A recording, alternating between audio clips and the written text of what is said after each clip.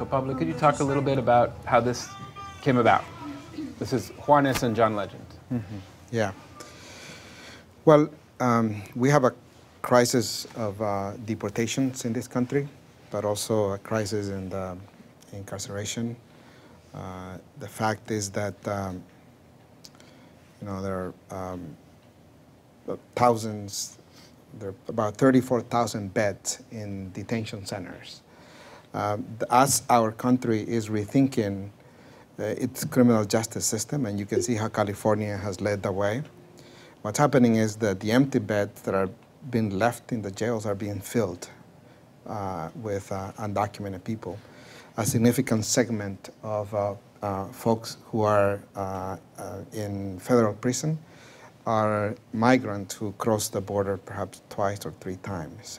That's a significant number of inmates with those kinds of backgrounds. So this was part of the Chant Down the Walls series to bring attention to the crisis of deportation and the crisis of incarceration. Prior to playing in front of the jail, we did go into the detention center to check the conditions inside. In this particular center, the Eloy Detention Center, several folks have died because they have not been cared for when they have been sick. So the idea of bringing, music to them is part again of this Chant Down the Wall series. We have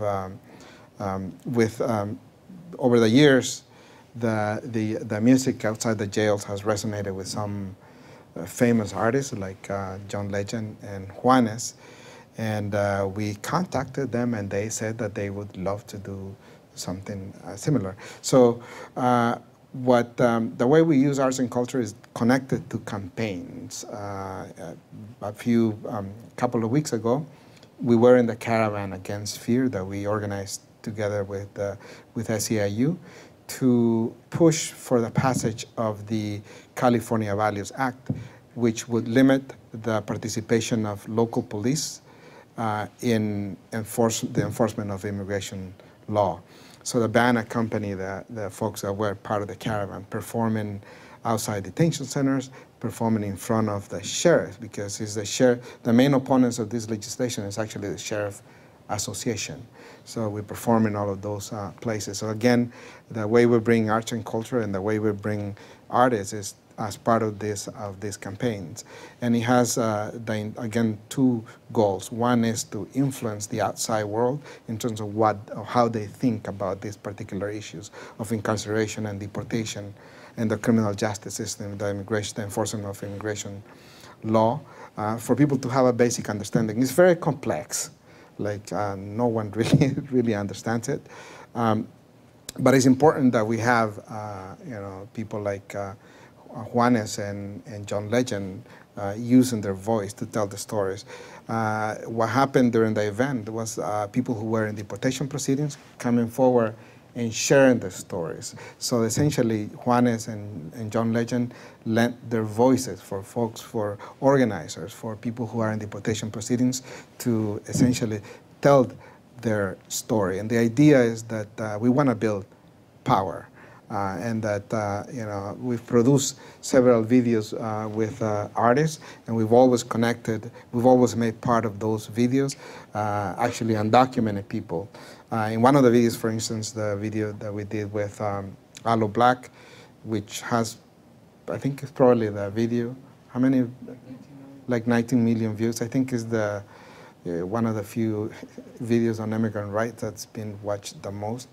And that video helped us liberate the father of one of the casting members in the video. Jareth Andrade's father was in detention at that time, and she's featured in that video. So through that video, we asked people, send a petition to President Obama, because President Obama did terrible for us. He deported more people than any other president in the history of this country. A lot of folks don't want to say it because it's a lot of the, even people who have come out now against deportation were quiet when the Democrats were in power, and we have to say it loud and clear because it's the truth. So the idea is that through this music, through this arts and culture, we elevate those voices, but also, you know, the power of people. So through these musical videos, we've been able to get people out of jail. Another one that we did with Manu Chao was, you know, we used it to tell the story of 17 migrants from Honduras who had lost limbs in La Bestia, in the train, and they decided to come back as a way to tell their stories. So we used the video to tell the story of these 17 migrants who had lost limbs, and we were able to get thousands of petitions going to the administration based on the video. And out of the 17, 10 made it to the U.S.-Mexico border, and they were free as a result of the pressure. So this is the way arts and culture work for us.